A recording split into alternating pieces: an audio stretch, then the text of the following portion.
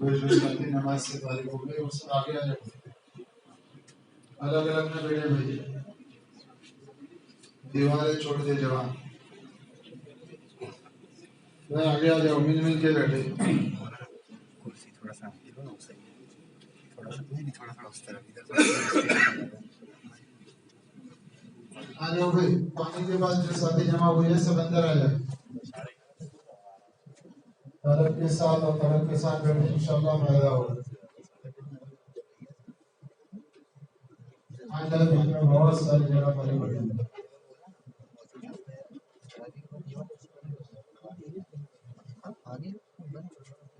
بھائی ساتھی دیوار چھوڑ دیں.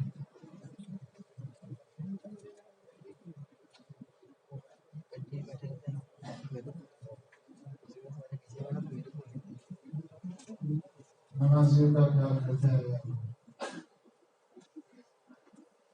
آج جائے ساتھی جو باہر جمع ہوئے ہیں وہ ساتھی اندر آ جائے.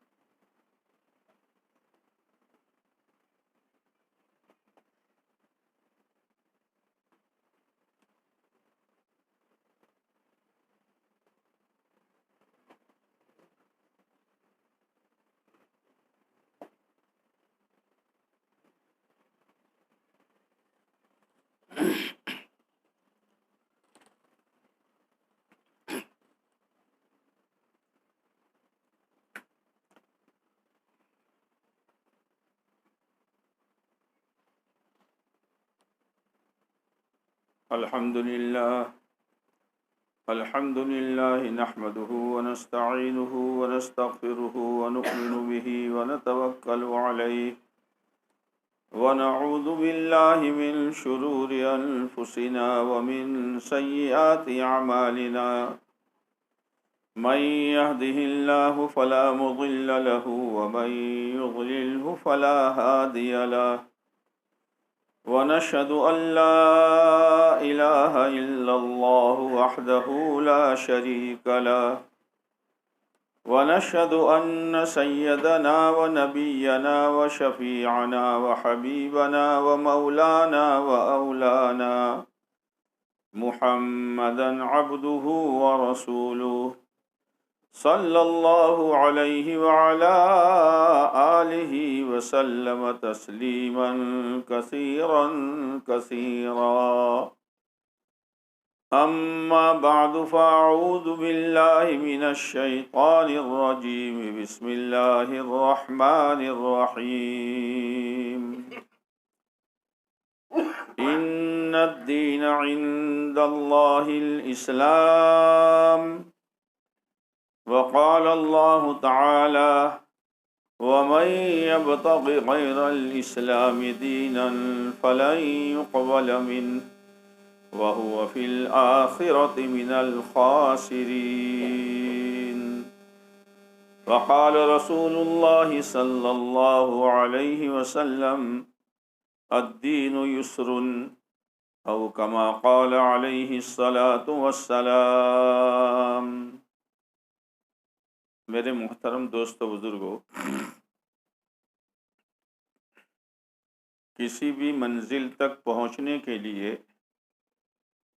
4 چیزوں کی ضرورت پڑتی ہے. جب یہ 4 چیزیں پائی جاتی ہیں تو آدمی اپنی منزل کو پا لیتا ہے. پہلی چیز رہبر اور راستہ بتلانے والا گائیڈ صحیح ہو. جس نے خود یہ راستہ دیکھا ہوا ہو۔ دوسری چیز راستہ صحیح ہو۔ تیسری چیز روشنی ایسی ہو کہ اتار چڑھاؤ ساری چیزیں نظر آ رہی ہو۔ اور چوتھی چیز اس منزل تک پہنچنے والے کا اپنی ذات سے اس راہ پر چلنا۔ یہ چار چیزیں ہیں منزل تک پہنچنے کے لیے۔ اللہ تک پہنچنے کے لیے اس لیے کہ ہماری منزل اللہ ہے۔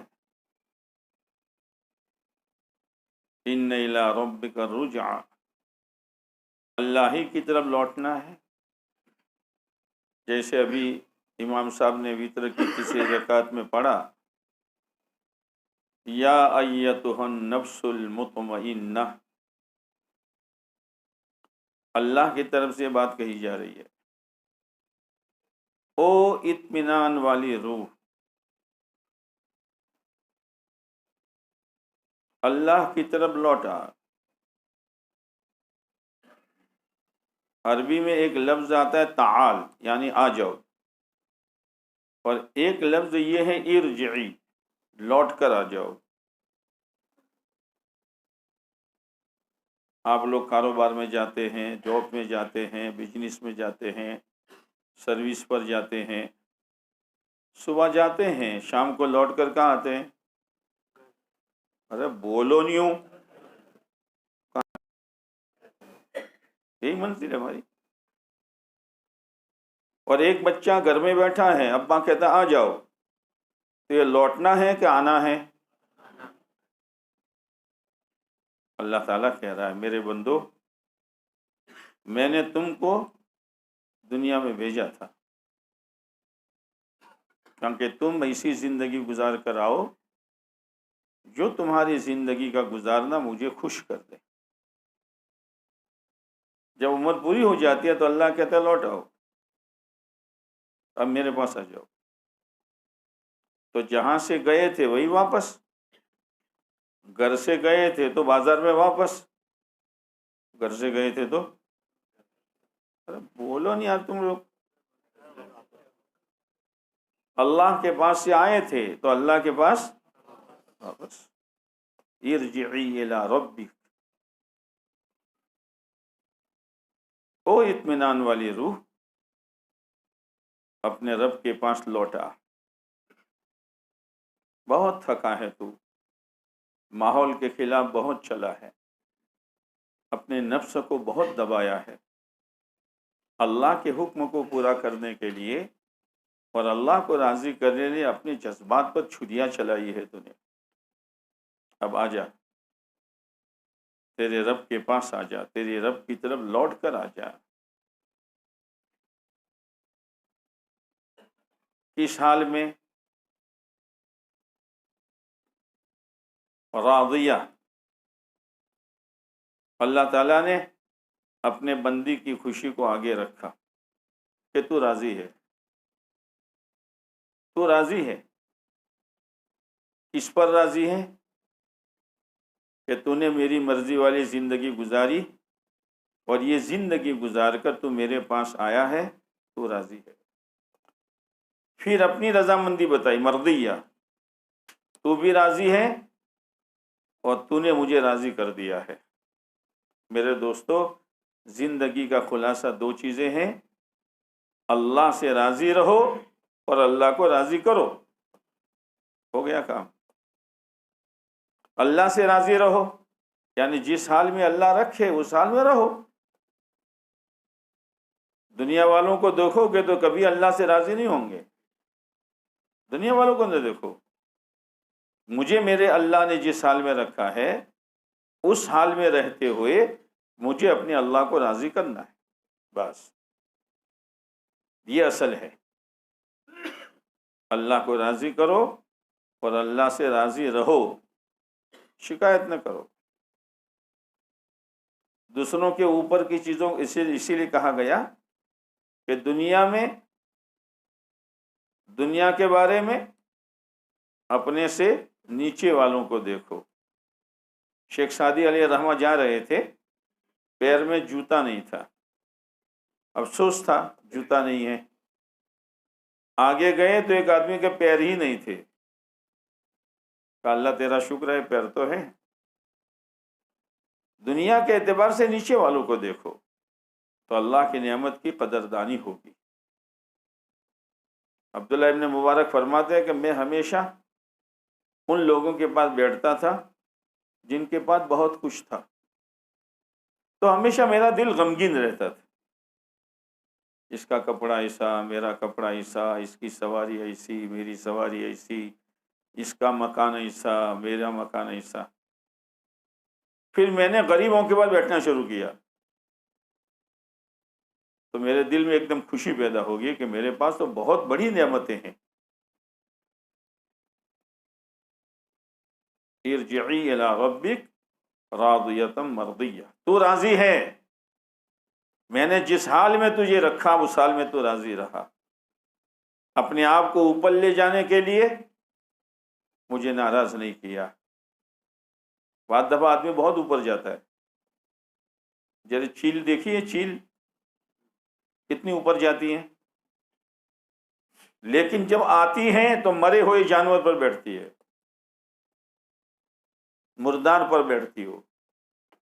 نیچے کا اس کا ماحول بہت گندا ہوتا ہے، آدمی کاروبار کے اعتبار سے، دھندوں کے اعتبار سے، عہدے کے اعتبار سے، جاب کے اعتبار سے بہت اوپر جاتا ہے، لیکن اس کے گھر کا نیچے کا ماحول دیکھو، اسلام کا کوئی جوڑ نہیں ہے۔ تو اوپر جانا کمال نہیں ہے۔ اسی لیے ایک مرتبہ حسن بصری رحمۃ اللہ علیہ گئے شہر سے باہر اور پانی پہ مصلی بچھایا۔ تم ایسا نہ کر ڈوب جاؤ گے، وہ تو بزرگوں کی کرامت تھی۔ پانی پر مصلی بچھایا، نماز پڑھ رہے ہیں۔ رابعہ بصری آ گئی تو اس نے کہا حسن تو پانی پر نماز پڑھ رہے ہیں، تو اس نے ہوا پہ مصلی بچھایا۔ کس پر؟ جب حسن پانی پر اور رابعہ ہوا پر، تو ہم کم سے کم زمین پر تو مصلی بچھائے ہے بھائی، کہ رمضان گیا تو سب گیا، ہم رمضانی مسلمان ہیں۔ بعض لوگ باقی نمازوں میں نہیں آتے، جمعہ کے دن آ جاتے ہیں، سب سے پہلے خطیب کے سامنے بیان سنتے ہیں، سب سے پہلے آ جاتے ہیں۔ اب وہ نماز کے بعد ان سے کوئی پوچھے ابراہیم بھائی آئندہ جمعہ کو آؤ گے؟ کیا میں مسلمان نہیں ہوں؟ کیا پوچھ رہا ہے تو؟ اور اگر انہی سے پوچھو عصر میں آؤ گے کہ دعا کرو؟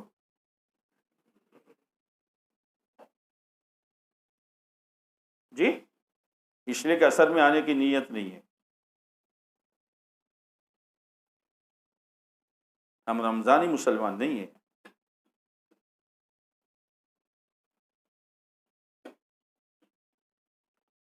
تو حسن بصری نے دیکھا کہ رابعہ تو ہوا پر ہے، تو اپنا مصلی لپیٹا اور لپیٹ کر جانے لگی، تو رابعہ نے بھی سلام پھیرا کہ حسن ٹھہرو ٹھہرو،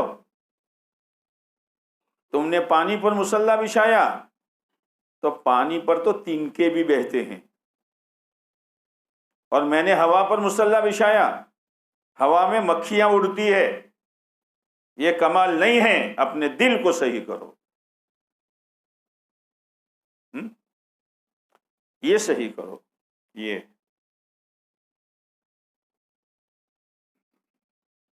اصل یہ ہے، یہ تو بزرگوں کی کرامتیں ہیں، اور وہ اپنی کرامت اللہ کی مدد کے بغیر ظاہر نہیں کر سکتے۔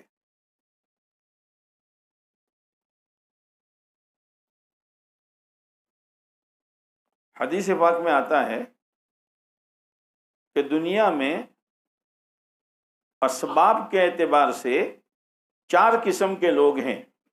کتنے؟ چار. ایک تو وہ ہیں جن کے پاس دنیا کے اسباب بھی ہیں اور دین بھی ہے، ان اسباب کے ذریعے سے اپنے اللہ کو راضی کرتے ہیں اور ان اسباب کے ذریعے سے اپنی آخرت بناتے ہیں، اپنی خواہشات پر نہیں، اللہ کی مرضی پر، اللہ کے احکامات پر. اسباب بھی ہیں اور دین بھی ہے. ایک مرتبہ آپ علیہ الصلوۃ والسلام نے ایک صحابی کو کچھ مال دیا تو اللہ کے نبی مجھے ضرورت نہیں ہے. اللہ کے نبی علیہ السلام نے فرمایا لے لو، حلال مال نیک آدمی کے لیے بہت بڑی نعمت ہے. مال حلال ہو اور آدمی بولو نا نادان کے ہاتھ میں خنجر دو گے تو ماں کو مار ڈالے گا. نادان اس کے ہاتھ میں خنجر دے دیا تو کبھی اپنی آنکھ پھوڑے گا، کبھی ماں کا پیٹ پھوڑے گا.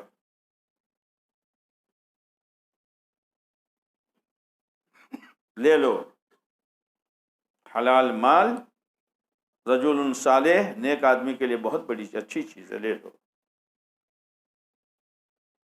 تو ایک قسم وہ ہے اسباب ہے، اللہ نے مال بھی دیا ہے اور اللہ نے دین بھی دیا ہے. اب وہ اپنے اسباب اور مال کو دین کے مطابق استعمال کرتا ہے، اپنی خواہشات پر نہیں، اپنی مرضیات پر نہیں.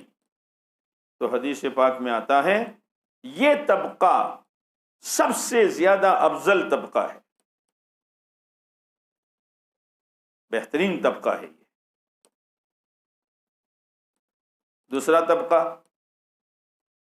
دین ہے لیکن اسباب نہیں ہے، ہوتا ہے نا، دین ہے لیکن اسباب زیادہ نہیں ہیں، لیکن اندر کے جذبات یہ ہے میرے پاس بھی اگر مال ہوتا تو میں بھی اسی طرح اللہ کے راستے میں خرچ کرتا جیسے وہ لوگ کرتے ہیں، تو اللہ تعالیٰ اس طبقے کو بھی اس طبقے کے برابر کر دیتے ہیں. عبداللہ بن مبارک رحمۃ اللہ علیہ کے پاس ایک لوہار رہتا تھا. لوہار جانتے ہو نا؟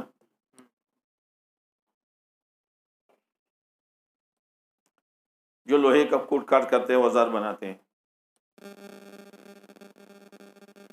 اس کے دل میں اتنی عظمت تھی اللہ کے نام کی کہ ہتھوڑا اٹھاتا تھا مارنے کے لیے، لوہے کو پیٹنے کے لیے، اوزار بنانے کے لیے، اور اذان شروع ہوتی تھی تو ہتھوڑا آگے نہیں ڈالتا تھا، پیچھے ڈال دیتا تھا. کام بند، کام بند، اذان ہو گئی.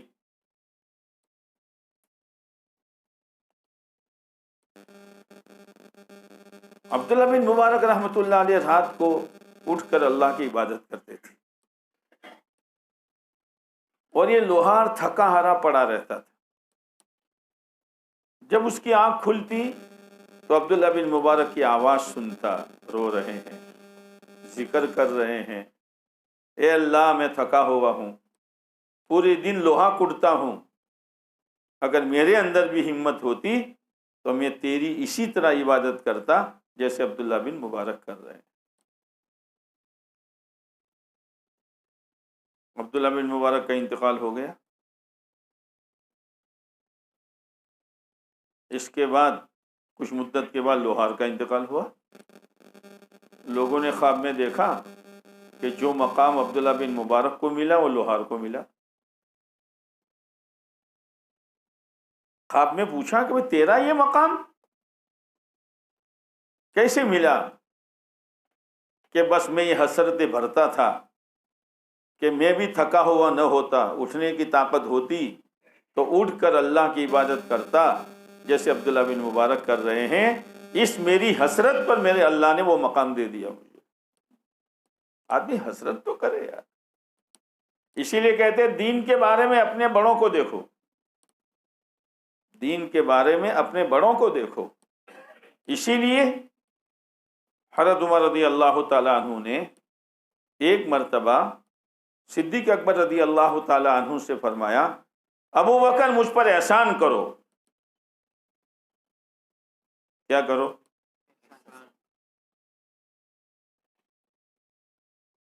حضرت صدیق اکبر نے کہا کیا احسان کروں؟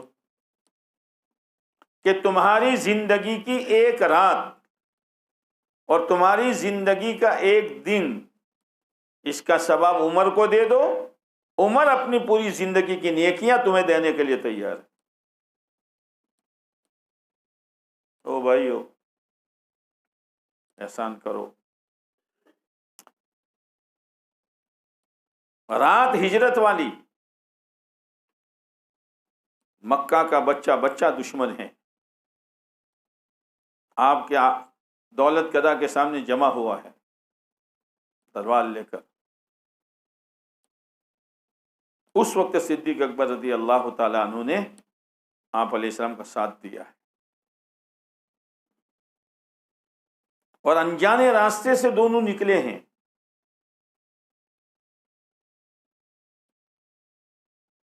ابو بکر تم نے جو اس وقت نیکی کمائی ہے، آپ علیہ السلام کا ہجرت کی رات میں ساتھ دے کر غار ثور تک پہنچے ہیں. آپ علیہ السلام چلتے چلتے تھک گئے تھے. صدیق اکبر رضی اللہ تعالیٰ عنہ نے کہا اے اللہ کے نبی علیہ السلام آپ نیچے تشریف فرما رکھیں، میں غار کو صاف کرتا ہوں، کوئی تکلیف دینے والی چیز نہ ہو. اپنی پرواہ نہیں ہے، پرواہ اللہ کے نبی علیہ الصلوۃ والسلام کی ہے. آج امت نے اپنی پرواہ کرتے کرتے اللہ کے احکامات کی بھی پرواہ چھوڑ دی، پیارے نبی علیہ السلام کی سنتوں کی پرواہ بھی چھوڑ دی. تو پھر اللہ نے امت کو چھوڑ دیا، جاؤ جیو جیسے جینا ہو اور مرنا جیسے مرو جیسے مرنا ہو.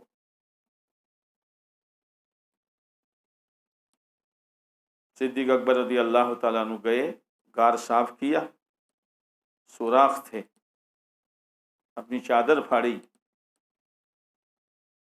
ان سوراخوں کو بند کیا، لیکن ایک سوراخ رہ گیا اور کپڑا نہیں رہا. اب آپ علیہ الصلوۃ والسلام کو لے آنے کے لیے نیچے آئے. آپ علیہ السلام نڈھال ہو چکے تھے. صدیق اکبر رضی اللہ تعالیٰ عنہ نے آپ علیہ السلام کو اپنے کندھے پہ اٹھایا اور کندھے پر اٹھا کر غار میں لے گئے. اسی لیے ایک مرتبہ حضرت علی رضی اللہ تعالیٰ عنہ سے کسی نے کہا علی تمہاری بہادری تو بہت مشہور ہے. کہا مجھ سے زیادہ بہادر ابو بکر ہے. کہ کیسے؟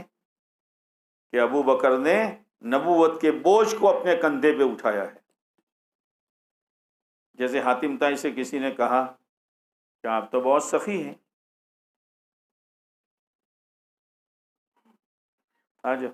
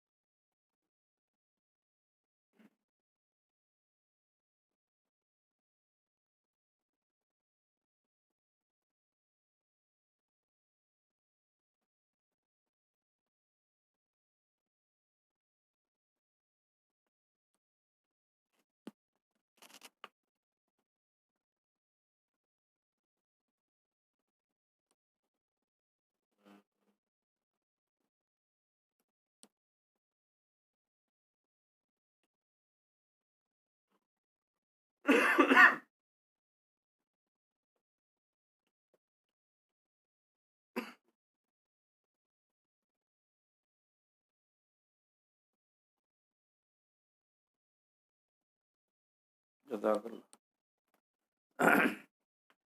تو حاتم طائی سے کہا کہ آپ تو بہت سخی ہو، کہ نا مجھ سے بھی ایک آدمی سخی گزرا ہے۔ تو کون ہے؟ کہ ایک مرتبہ ایک قافلہ آیا ہوا تھا، اور جب قافلہ آتا تھا تو آگ جلاتا تھا، تو گاؤں والوں کو پتہ چلتا کہ کوئی آئے مسافر، تو کھانے پینے کا انتظام کرتے تھے۔ ایک گاؤں کا آدمی گیا، کہا مسافر قافلہ آیا ہے، بکرا ذبح کیا، اور بکرا ذبح کر کے سالن بنا کے کھلایا۔ کھاتے کھاتے کھانے والے ایک آدمی کے ہاتھ میں کلیجی آئی۔ کلیجی جانتے ہیں نا؟ اچھا، کلیجی آئی۔ اس نے وہ کلیجی کھائی تو اس نے کہا نعم الکبد، کلیجی بہت اچھی ہے۔ اس لیے کہ یہ نہیں کہ اچھا اچھا گوشت اپنے لیے، جیسے بقرعید میں کرتے ہیں نا، ہڈی والا، کمر والا، اچھا اچھا گوشت اپنے لیے، اور پھر باقی چتڑے بتڑے سب۔ شریعت نے یہ کہا ہے۔ وہ سن گیا آدمی جس نے بکرا ذبح کیا تھا، تھوڑی دیر کے بعد کلیجی بھن بھن کر لاتا رہا۔ تو ایک بکرے میں کتنی کلیجی آتی ہے؟ اللہ، کھا کھا کے بڈھے ہو گئے، بولو نہیں یار، ایک بکرے میں کتنی کلیجی؟ اور یہ بار بار کلیجی بھون بھون کر لا رہا ہے، اور ماشاءاللہ وہ قافلہ کھا رہا ہے۔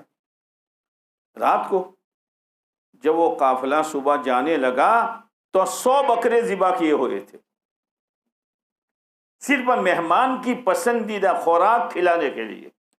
تو حاتم طائی نے کہا مجھ سے زیادہ سخی تو یہ ہے۔ تو حضرت علی رضی اللہ عنہ نے فرمایا مجھ سے زیادہ بہادر ابو بکر ہے کہ انہوں نے نبوت کے بوجھ کو اپنے کندھے پہ اٹھایا ہے۔ دونوں اوپر گئے، آپ علیہ السلام تھکے تھے، صدیق اکبر رضی اللہ عنہ کے ران پر سر رکھا اور آپ سو گئے۔ اب جو ایک سوراخ باقی رہ گیا تھا، وہاں سے خطرہ تھا، تو صدیق اکبر رضی اللہ تعالی عنہ نے اپنا انگوٹھا رکھ دیا۔ اللہ کا کرنا وہاں کوئی زہریلا جانور تھا، اس نے صدیق اکبر کو ڈس لیا، برداشت کیا، حرکت کروں گا میرے آقا کی نیند خراب ہوگی۔ لا الہ الا اللہ۔ محبت یہ ہے، محبت۔ دعوے بہت آسان ہیں، محبت جب اندر اتر جاتی ہے نہیں نکلتی نہیں ہے۔ لیلا مجنون کا واقعہ سنا ہے؟ بولو نا، کیا نہیں سنا؟ کیا ضرورت تھی سننے کی لیلا مجنون کی؟ مجنون جو تھے نا وہ تابعی تھے، اور تابعی اس کو کہتے ہیں جنہوں نے اسلام کی حالت میں صحابی کو دیکھا ہو۔ عبداللہ بن عمر رضی اللہ تعالیٰ عنہما کو انہوں نے دیکھا ہے۔ وہ شادی کرنا چاہتے تھے، غلط تعلقات نہیں، شادی کرنا چاہتے، یہاں تو حلال بیوی گھر میں موجود ہے، اور پتہ نہیں موبائلوں کے ذریعے سے کہاں کہاں آنکھیں پھوڑتا ہے۔ لا الہ الا اللہ۔ یاد رکھنا، اللہ جب تک مہلت دے گا پتہ نہیں چلے گا۔ جب کوئی آدمی بدکاری میں مبتلا ہوتا ہے تو حدیث میں آتا ہے اس کا ایمان اندر سے نکل کر سر پر آ جاتا ہے۔ اگر اسی حال میں موت آئی تو کیا ہو رہا ہے؟ اپنے آپ پر قابو ہی نہیں ہے، عیاشی کرتے رہو بس۔ یا حلال بیوی موجود ہے، لیکن موبائلوں کی گندگی نے اس کو اس گندگی میں پھنسا دیا ہے۔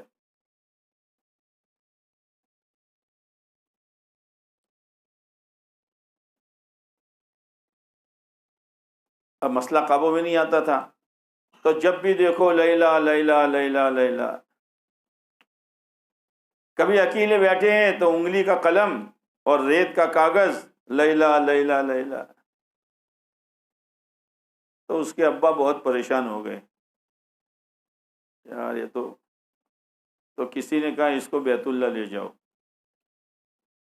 اور بیت اللہ لے جا کر پردہ پکڑا کر توبہ کراؤ اور اس سے یہ کہلواؤ کہ اللہ تیرے علاوہ میرے دل میں جتنی محبت ہے جس کی ہے سب نکال دے۔ اس کے ابا لے گئے، قیس نام تھا، قیس مجنون کا۔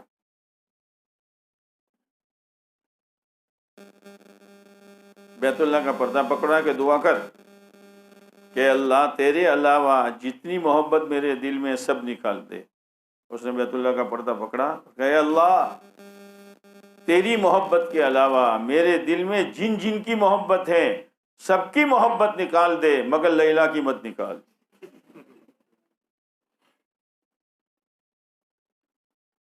یہ محبت ہے، یہ محبت ہے۔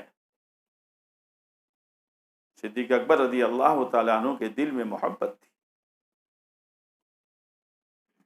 کچھ بھی ہو جائے میں انگوٹھا نہیں ہٹاؤں گا، انگوٹھا ہٹنے پر پاؤں ہلے گا، میرے آقا کی نیند خراب ہوگی۔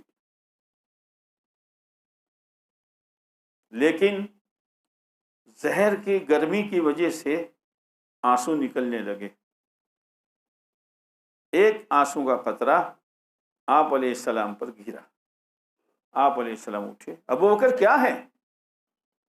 اے اللہ کے نبی علیہ السلام ایک سوراخ رہ گیا تھا، انگوٹھا رکھا تھا، کسی زہریلے جانور نے ڈس لیا۔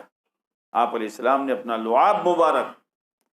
لعاب مبارک اس جگہ پر لگایا اور وہ زہر ختم ہو گیا۔ لعاب مبارک سراپا نور، سراپا رحمت صلی اللہ علیہ وسلم۔ ایک صحابی دوسری صحابی رضی اللہ تعالیٰ عنہ کے گھر مہمان گئے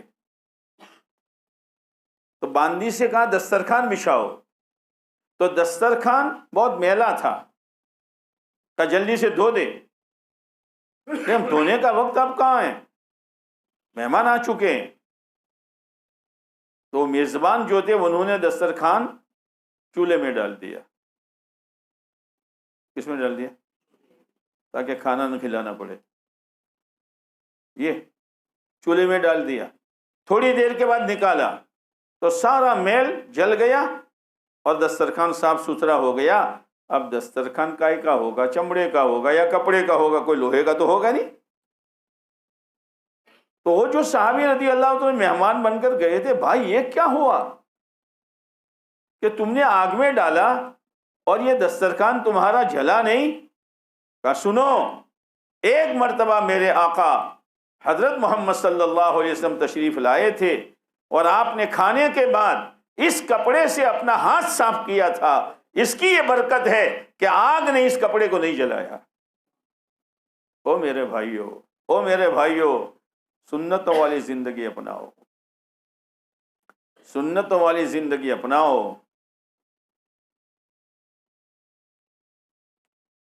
اب آپ علیہ السلام نے لعاب مبارک لگایا تو بالکل صحت ہو گئی۔ قاری طیب صاحب رحمۃ اللہ علیہ نے لکھا ہے کہ وہ سوراخ میں ڈسنے والا کون تھا؟ کہ وہ سانپ تھا، لیکن سانپ کی شکل تھی، اصل جنات تھا۔ عیسیٰ علیہ السلام کے زمانے سے انتظار کر رہا تھا آپ کے دیدار کا، تو صدیق اکبر آڑے بن گئے، انگوٹھا رکھ دیا تو اس نے ڈسا کہ ابو بکر انگوٹھا ہٹاؤ تاکہ پیارے نبی کی زیارت میں کر لوں۔ یہ جنات تھا۔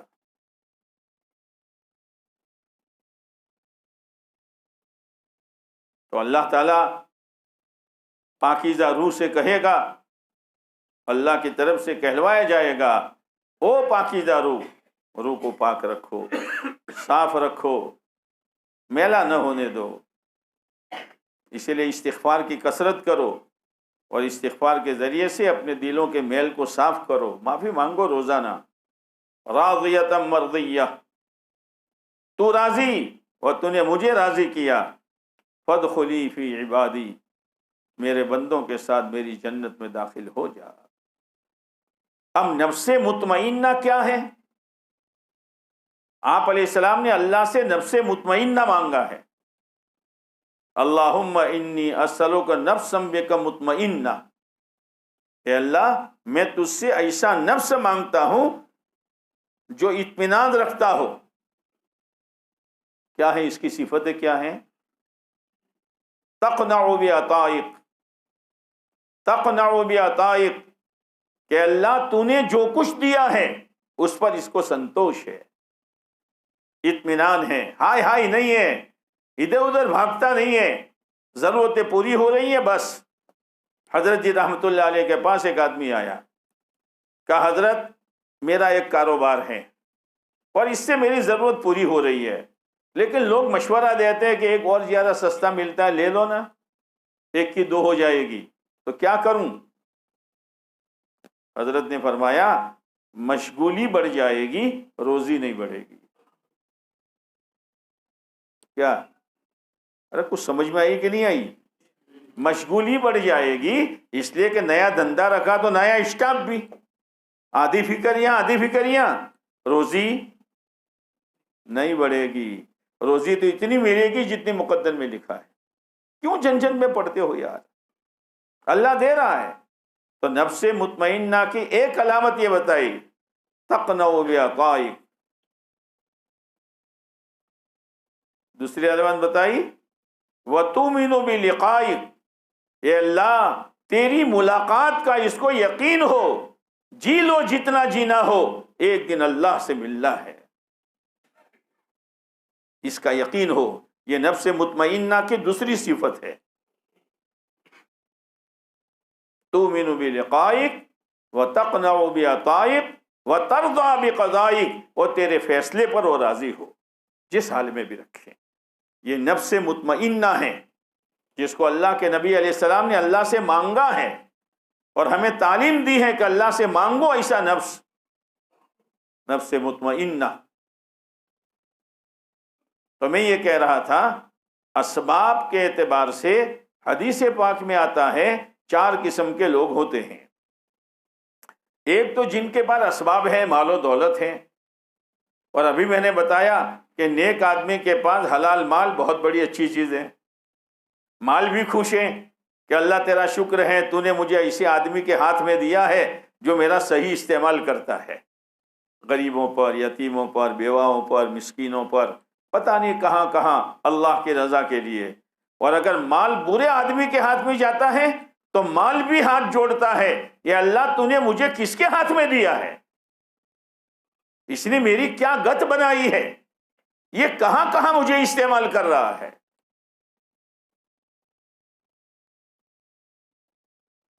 دوسری قسم کے اسباب تو کم ہیں لیکن جذبہ پہلے والوں جیسا ہے، تو دونوں اللہ کے نزدیک دونوں مرتبے کے اعتبار سے ایک ہیں۔ تیسری قسم اسباب ہے لیکن دین نہیں ہے۔ ظاہر بات ہے کہ اسباب نہیں ہے، دین نہیں ہے، تو یہ اسباب جو ہے اپنی مرضی پر لگائے گا، اپنی خواہشات پر لگائے گا۔ تو آتا ہے کہ یہ سب سے برا طبقہ ہے، سب سے برا طبقہ۔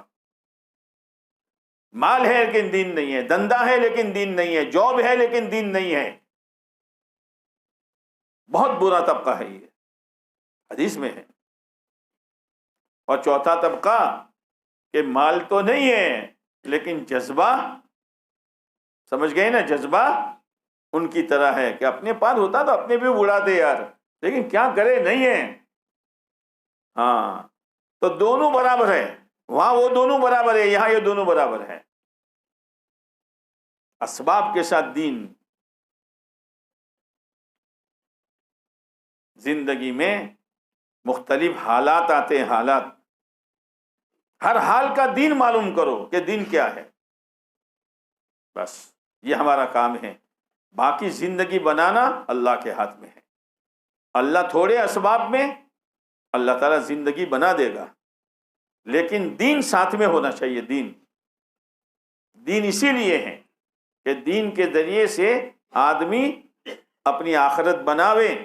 اسی لیے قارون کو اللہ نے کہا تھا وَابْتَغِ فِي مَا آتَاكَ اللَّهُ الدَّارَ الْآخِرَةَ، قارون جو کچھ اللہ نے تجھے دیا ہے اس سے اپنی آخرت بنا لے۔ بہت مال تھا اس کے پاس کہ کئی اونٹ اس کی چابیاں ہیر پھیر کرتے تھے، خالی چابیاں، تو خزانہ کتنا ہوگا۔ اللہ نے ایک نصیحت اور کی تھی، وَلَا تَنْسَ نَصِيبَكَ مِنَ الدُّنْيَا، دنیا میں سے اپنا حصہ مت بھول۔ مول صاحب بچوں کے لیے اتنا کر لیں، پوتوں کے لیے اتنا کر لیں، اب مول صاحب اللہ نے دیا ہے اور ابھی جیتے ہیں تو پوتے کے پوتے کے لیے بھی کر لیں۔ ارے تیرے لیے کچھ کرنا، تیرے لیے تو کچھ کیا نہیں، اپنا حصہ تو نے لیا نہیں۔ قارون سے یہی کہا تھا، وَلَا تَنْسَ نَصِيبَكَ مِنَ الدُّنْيَا۔ اور ایک بات اللہ نے یہ کہی تھی، وَأَحْسِن كَمَا أَحْسَنَ اللَّهُ إِلَيْكَ، اللہ نے تجھ پر احسان کیا ہے، اللہ کی مخلوق پر احسان کر۔ کیا کہنے لگا، انما اوتیتہ علی علم عندی، یہ تو میں نے اپنی ہنر سے کمایا ہے، دینے والے کو بھی بھول گیا۔ پھر ایک مرتبہ وہ اپنی سواری لے کے نکلا، تو جب بھی کوئی بڑا نکلتا ہے تو چھوٹے دیکھتے ہیں۔ فخرج علی قومہ فی زینتی، حالانکہ قرآن یہ کہتا ہے انما اوتیتہم، کیا ہے بھائی، کوئی حافظ ہے کہ نہیں؟ نہیں، اللہ تعالیٰ نے ایک جگہ کہا ہے کہ ہم نے تم کو جو کچھ دیا ہے وہ متاع الدنیا ہے، گزارے کے لیے ہیں، وزینتھا، اور شو کے لیے ہیں۔ کیا کے لیے؟ گزارا اور شو، باقی کامیابی کے لیے نہیں ہے۔ جیسے شوکیس ہوتے ہیں نا گھروں میں، بناتے ہو، شوکیس بناتے ہو، کیوں بناتے ہو؟ کہ شو کے لیے۔ شوکیس کائے کے لیے ہوتا ہے؟ شو کے لیے۔ اب اس میں پلاسٹک کا تربوز، پلاسٹک کا تربوز بالکل لال، اور پلاسٹک کا کیلا، اور نقلی موٹر، ہوائی جہاز۔ اب چھوٹا نادان بچہ، امی یہ تربوز کھلا دو، امی یہ کیلا چکھا دو، امی اس گاڑی میں بٹھا دو، تو امی کیا کہتے، بیٹا یہ کھانے چکھنے اور گاڑی میں بٹھنے کے لیے گاڑی نہیں ہے، یہ تو شو کے لیے ہے، دیکھتے رہو بس، باقی کچھ نہیں ہے۔ نہ تربوز سے پیٹ بھرے گا، نہ اس گاڑی میں بیٹھ کر تو ایک انگل آگے بڑھے گا، شو ہے۔ قرآن بھی یہ کہتا ہے، اِنَّا جَعَلْنَا مَا عَلَى الْأَرْضِ زِينَةً لَهَا لِنَبْلُوَهُمْ أَيُّهُمْ أَحْسَنُ عَمَلًا۔ میرے بندو، میں نے جو کچھ زمین و آسمان کے درمیان میں بنایا ہے یہ میرا شوکیس ہے۔ شوکیس کیا ہے؟ کیا ہے؟ ہاں، میں تو یہ دیکھنا چاہتا ہوں شو کو دیکھ کر کون پھنستا ہے اور شو سے نظر ہٹا کر کون اپنی آخرت بناتا ہے۔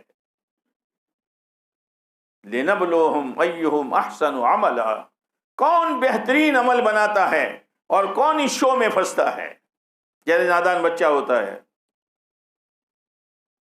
دنیا کامیابی کے لیے ہے ہی نہیں، جیسے شوکیس کی چیزیں نہ کھانے کے لیے ہیں نہ گھومنے کے لیے ہیں، کائے کے لیے ہیں کہ دیکھنے کے لیے ہیں۔ ایسے زمین و آسمان کے درمیان میں جو کچھ ہے وہ کامیابی کے لیے نہیں ہے، وہ تو امتحان کے لیے ہیں کہ پھنستے ہو یا چلتے ہو۔ بہتر سے بہتر عمل کون کرتا ہے؟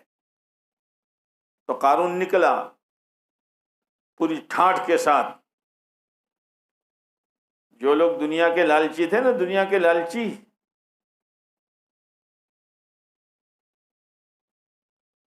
بعض لوگ لالچی اسے گزرے ہیں۔ ایک لالچی مشہور تھا، تو ایک برتن بنانے والے کی دکان پر گیا، کہا تھال بڑا بنانا۔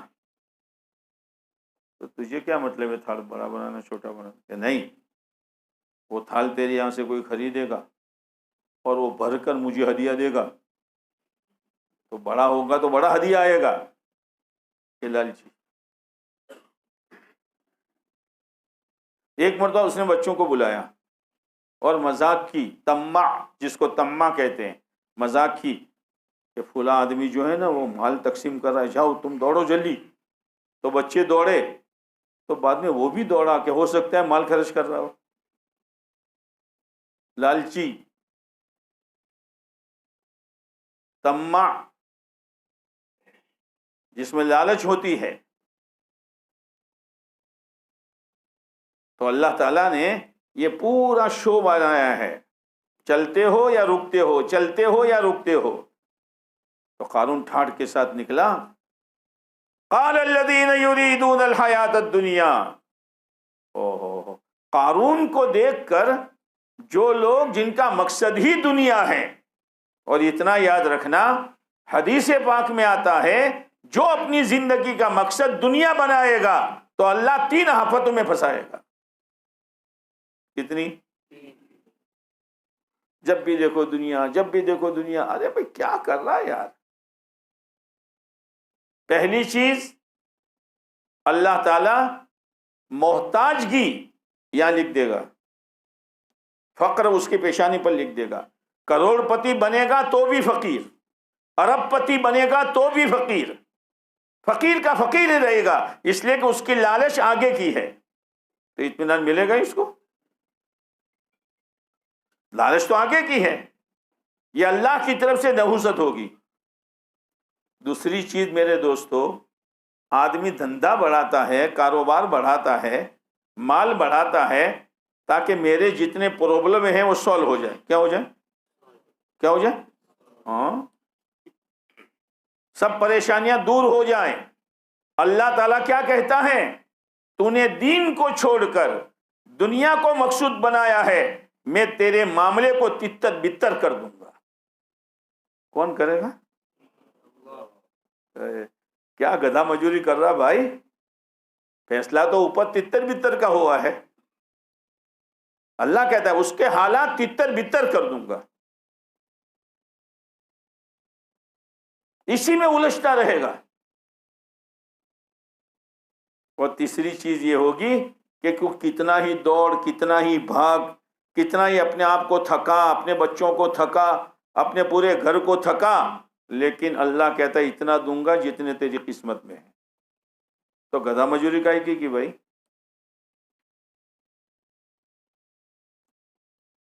قناعت اللہ سے مانگو، قناعت، سنتوش۔ بولا بہت ہو گیا، بہت ہو گیا۔ قناعت بہت بڑی اللہ کی نعمت ہے۔ 3 بڑی بڑی نعمتیں ہیں، ایک تو ایمان ہے، اور ایمان کے بعد عافیت ہے، اور عافیت کے بعد قناعت ہے، سنتوش۔ بہت ہو گیا مول صاحب، وقت پر اللہ روٹی کھلاتا ہے، کپڑا پہناتا ہے، اللہ کی عبادت کر رہے ہیں، آخرت کی تیاری کر رہے ہیں، کیا ضرورت ہے زیادہ مگس ماری کرنے کی؟ مگر کہنا آسان ہے، ہاں کہنا آسان ہے۔ وہ قارون کی طرح سب زینت دیکھتے ہیں، کہنا بہت آسان ہے لیکن اس پر آنا بہت مشکل ہے۔ اور جو آخرت کو مقصد بنائے گا، ہمیشہ میری آخرت، میری آخرت، اس لیے اللہ کے نبی علیہ السلام نے دعا مانگی ہے، وَأَصْلِحْ لِي آخِرَتِي الَّتِي فِيهَا مَعَادِي، اے اللہ میری آخرت کو سدھار لے، اس لیے کہ مجھے وہاں لوٹنا ہے، اور وہاں جانے کے بعد کہیں ہٹنا نہیں ہے۔ کہاں ہٹے گا؟ آخرت میں جانے کے بعد وہ کہاں جائے گا؟ اے اللہ میری آخرت صحیح کر دے۔ جس نے مقصد آخرت کو بنایا، پہلی نعمت اللہ دے گا، اللہ تعالیٰ اس کے دل کو غنی کر دے گا۔ کیا کر دے گا؟ کس کو؟ یا مالداری آئے گی، تجوری میں نہیں، یا مالداری آئے گی۔ جب یہاں مالداری آئے گی، جیسے آپ حضرات اور ہم لوگ کسی فقیر کی جھولی کو دیکھ کے للچاتے ہیں کہ اس کے بعد جھولی ہے یار، اور محلے میں گھومتا ہے اور کتنے ٹکڑے جمع کرتا ہے، کبھی آپ کے دل میں لالچ پیدا ہوئی؟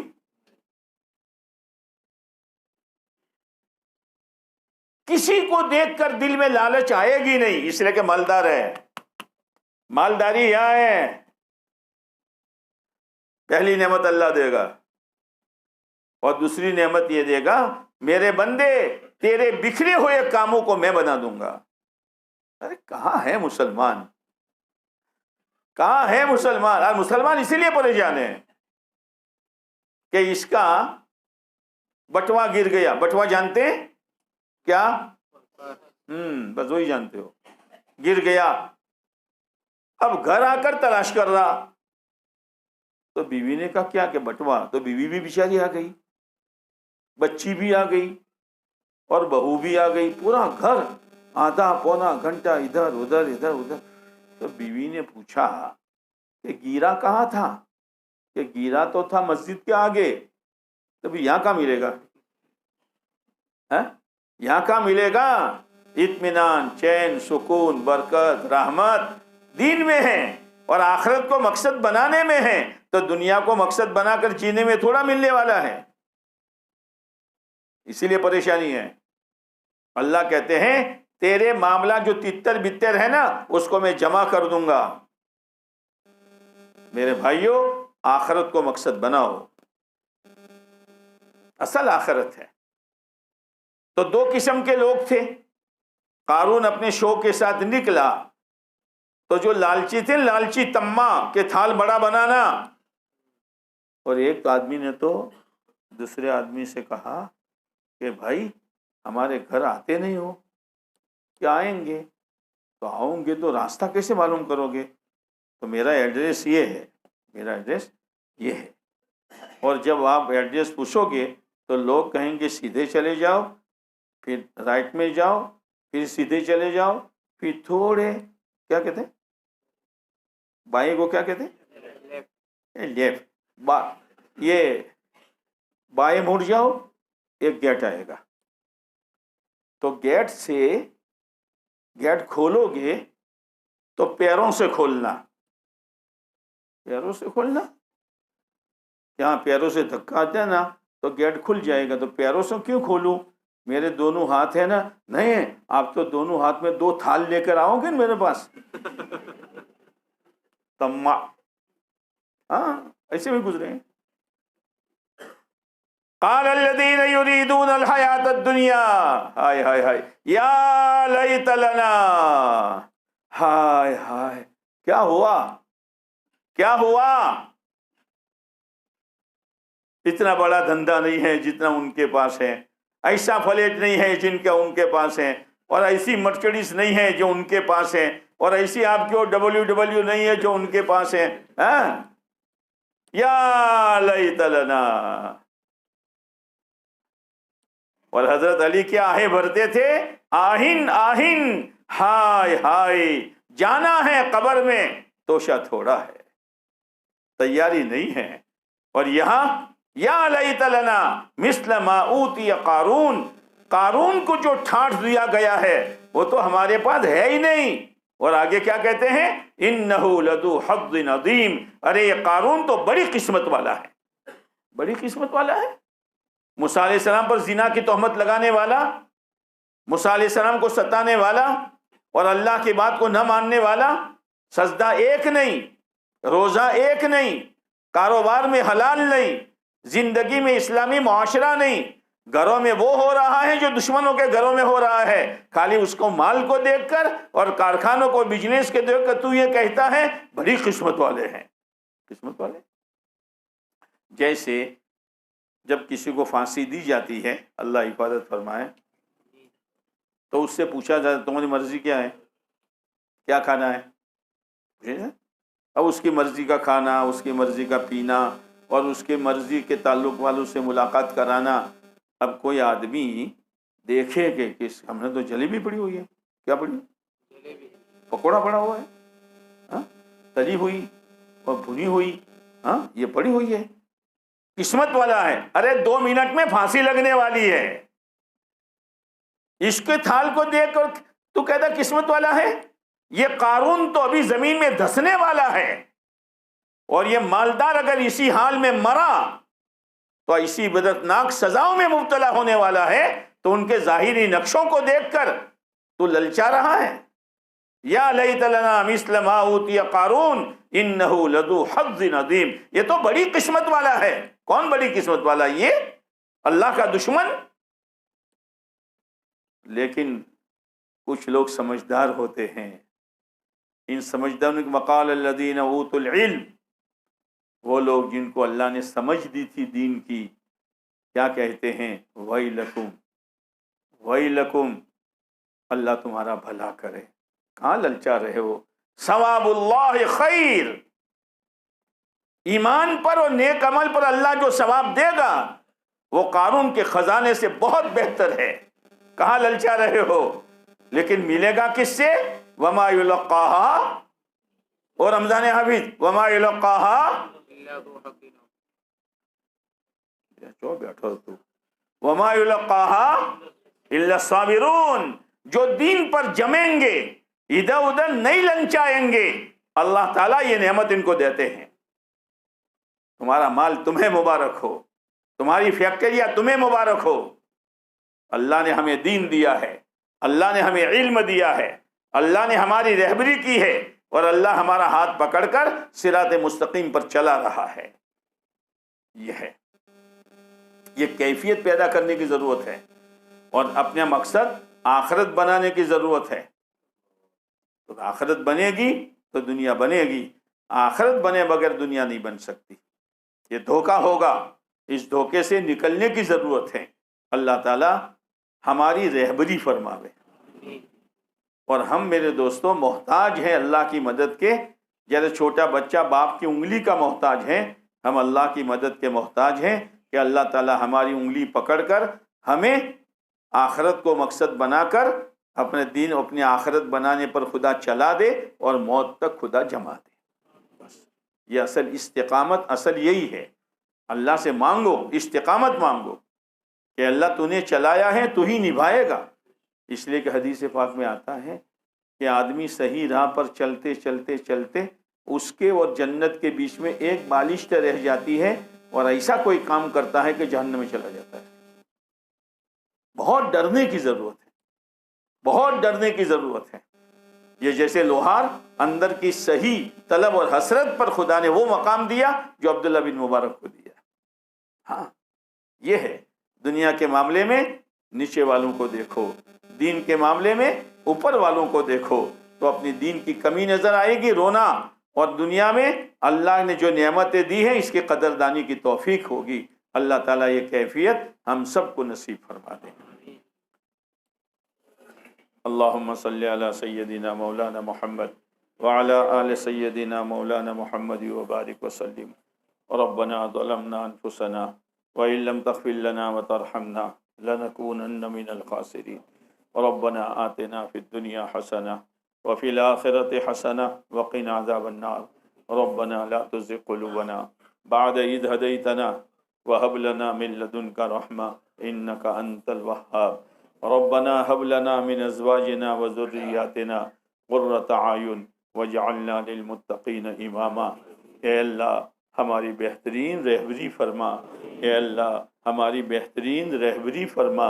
اے اللہ آج ہم نے آپ کی رہبری کو چھوڑا تو ہمارا رہبر شیطان بنا، ہمارا رہبر نفس بنا، ہمارا رہبر ہماری بری عادتیں بنی، اور ہمیں لیتے لیتے ہم کو کہ اللہ جہنم کے کنارے تک کھڑا کر دیا ہے۔ بس مولا مرنے کی دیر ہے، اے اللہ رحم فرما لے، کرم فرما لے، فضل فرما لے۔ ہم نے نہ تیری قدر کی، نہ تیرے محبوب علیہ السلام کی قدر کی، نہ قرآن جیسی مقدس کتاب کی قدر کی۔ اے اللہ، اے اللہ ہم ناقدروں کو تو معاف فرما دے، ہم ناقدروں کو تو معاف فرما دے، ہم ناقدروں کو تو معاف فرما دے۔ اے اللہ تیرے ذات عالی کے کتنے احسانات ہیں۔ اے اللہ بدن کے بال کم ہیں، ریت کے ذرے کم ہیں، درختوں کے پتے کم ہیں، بارش کے قطرے کم ہیں۔ اے اللہ تیرے جیسا منعم ہمیں کہاں ملے گا؟ اے اللہ تیرے جیسا اے اللہ رحم کرنے والا پروردگار ہمیں کہاں ملے گا؟ اے اللہ لیکن نفس نے اے اللہ ہمارے وہ تیرے درمیان دوری پیدا کر دی۔ اے اللہ نفس نے ہمارے درمیان اور پیارے نبی علیہ السلام کے درمیان میں دوری پیدا کر دی۔ اے اللہ ہمارے نفس نے ہمارے درمیان اور قرآن مجید والی زندگی کے درمیان میں دوری پیدا کر دی۔ اے میرے مولا، اے میرے مولا، اگر تو نے کرم نہ فرمایا اور اسی دوری کے ساتھ موت آ گئی، مولا مولا مرنے کے بعد پریشانیوں کے سوا کچھ نہیں ہے، مرنے کے بعد پریشانیوں کے سوا کچھ نہیں ہے۔ اے اللہ تو ہمیں اپنی ذات سے جوڑ دے، پیارے نبی کی سنتوں سے جوڑ دے، قرآن کے ساتھ جوڑ دے، تیرا احسان ہوگا، تیرا کرم ہوگا، تیرا فضل ہوگا، تیری مہربانی ہوگی۔ اے اللہ زندگی برف کی طرح پگھل رہی ہے، اے اللہ زندگی برف کی طرح پگھل رہی ہے، اے اللہ پتہ نہیں کون سی گھڑی آخری گھڑی ہوگی۔ اے اللہ ہماری زندگی کا آخری دن، جس دن ہم تجھ سے ملاقات کرنے والے ہوں، ہماری زندگی کا بہترین دن بنا لے۔ اے اللہ جس دن ہم تیرے پاس آنے والے ہو، ہماری زندگی کا عمل بہتر سے بہتر عمل بنا دیں۔ اے اللہ آج تو ہم نے آپ کے پاس آنے کی کوئی تیاری نہیں کی ہے۔ ایک دلہا اپنے سسرال میں جاتا ہے تو کتنا بن سور کر جاتا ہے، ایک بہو اپنے سسرال میں جاتی ہے تو کتنا بن سور کر جاتی ہے۔ اے اللہ ہمارا تو عقیدہ بھی گندا ہے، ہماری عبادتیں بھی بے جان ہیں، ہمارا معاشرہ بھی اے اللہ گرا ہوا ہے، اور ہمارے معاملات میں گندگیوں کے سوا اور حرام کے سوا کچھ نہیں ہے۔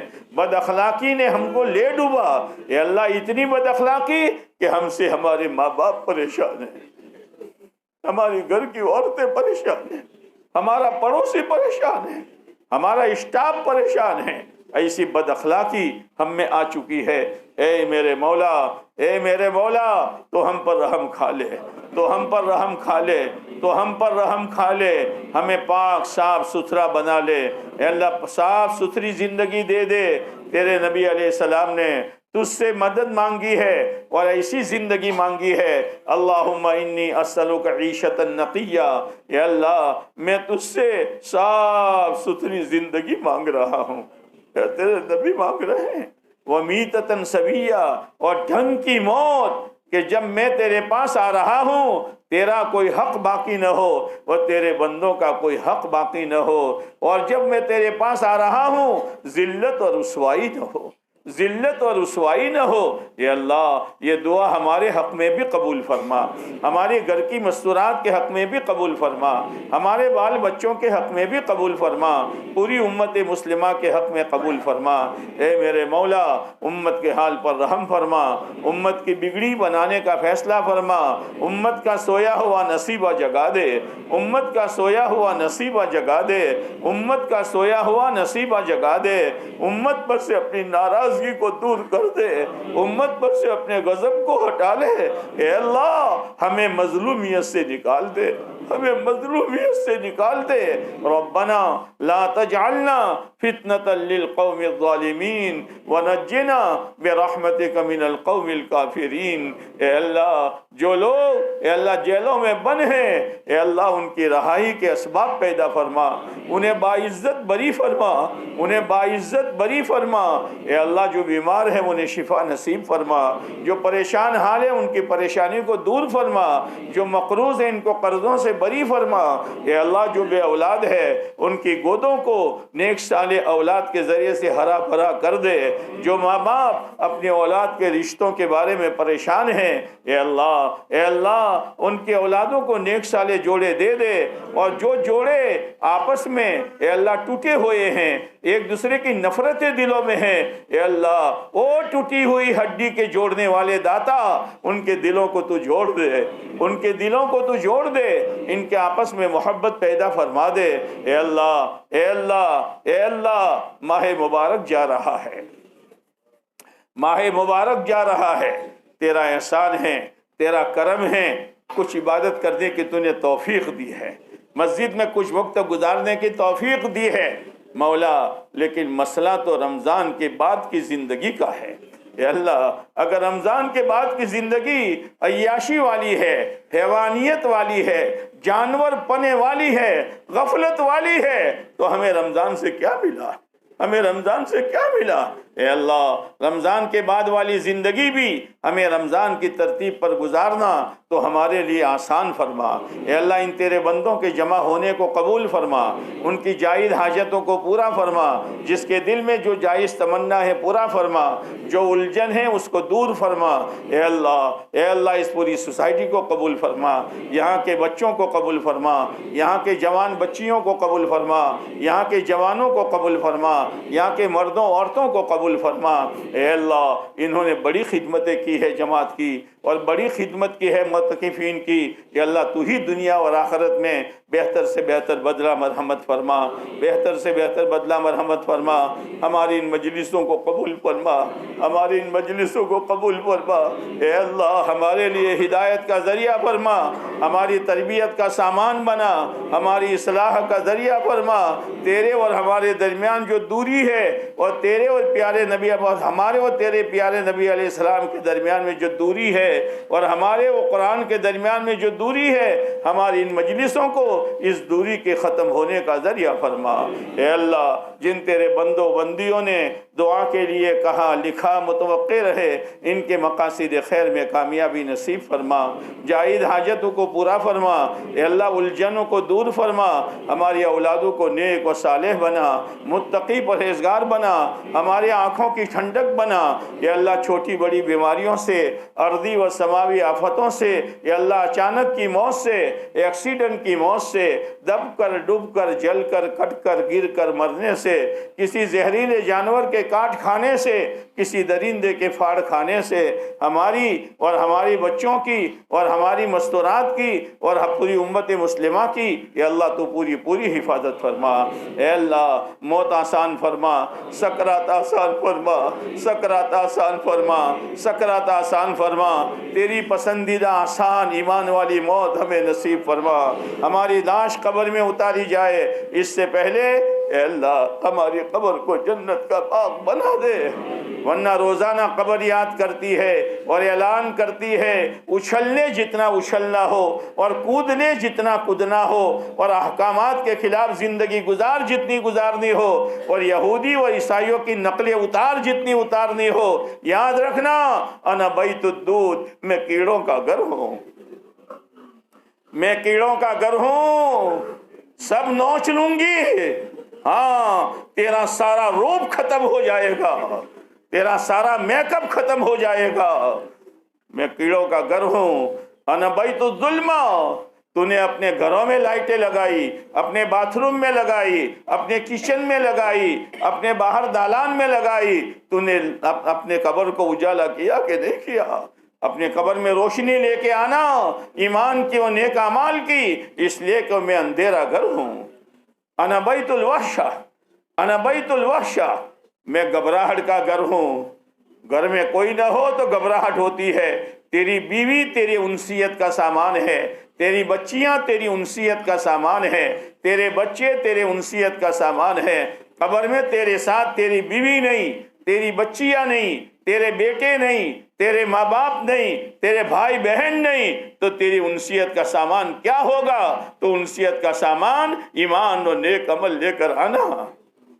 انا بیت الدیک، میں بہت تنگ کوٹھڑی ہوں، 3/7، وہ بھی لوگ دفناتے وقت، اور اگر تیری زندگی صحیح نہیں رہی ایسا دباؤں گی کہ تیری آپس کی پسلیاں مل جائے گی۔ اے میرے مولا، قبر دبائے گی، قبر دبائے گی۔